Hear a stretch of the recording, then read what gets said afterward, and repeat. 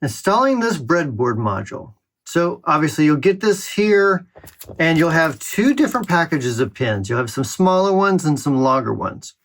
Well, here's why. Depending on which type of breadboard that you're going to use, you probably want to use different pins. You can use either one of them, but the different lengths will actually kind of make it sit a little bit better. So ultimately for this type, or the kind that don't have this metal plate on them, generally these smaller ones are going to fit better.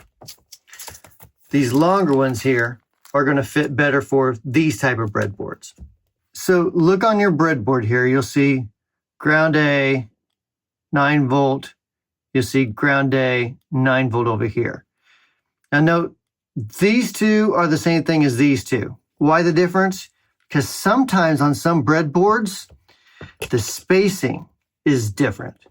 Meaning on some breadboards, on the type that you have, you may need to put your pins in here and use this row rather than this. And you'll just have to hold it up to your breadboard to see which one it's going to use. Commonly, at least with a decent breadboard, I've found it's generally these two. And of course, it's always going to be these two. Let's pull them out of the package. Now note on your breadboard, which one is the ground, which one is the positive rail. And it just makes things easier. And I've done this by accident before where I accidentally had it backwards. And so my positive rail now is my negative, just because that's what's coming from the board.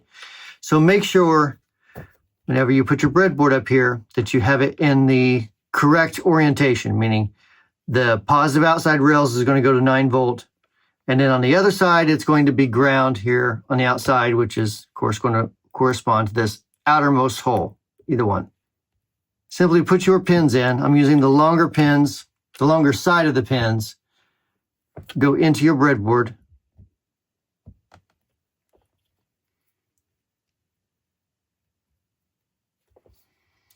And then you're just going to put them in like that, set them in the pins. So set the breadboard itself into the pins, and from there we'll solder. If you've taken the course, there is a module on soldering, so refer to that for how to solder. If you haven't taken my DIY course, then there's plenty of tutorials on YouTube that will explain how to do it. Proper soldering etiquette is definitely important.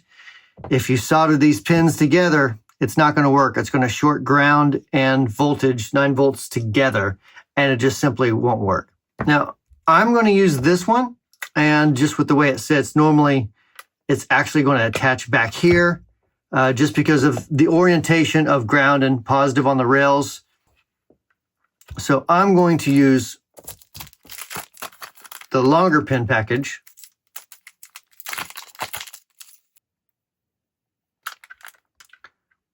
Just going to poke them in here. And be careful, because that will actually poke. If you're pressing down, it's going to poke your finger. So be real careful. You may have to use some tweezers or some needle nose pliers or something like that just to kind of get them in, just sort of like this.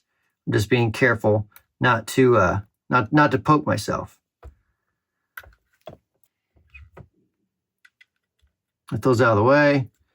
We're going to just align the pins with the holes. Very carefully, I'm going to heat up the pin and the ring around the pin. Proper soldering etiquette, or technique, I should say. Touch a little bit on it.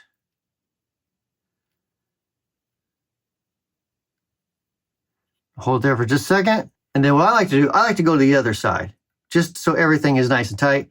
I'm going to press down a little bit, make sure it's nice and tight, holding heat onto it. Again, just touching some solder onto the pin itself, not necessarily the soldering iron, but we want to heat the pad and the pin up. So that's good there. I'll go back over to the other side.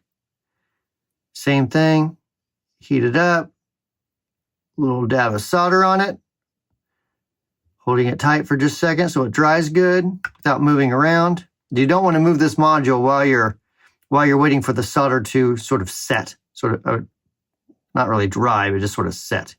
And that's it.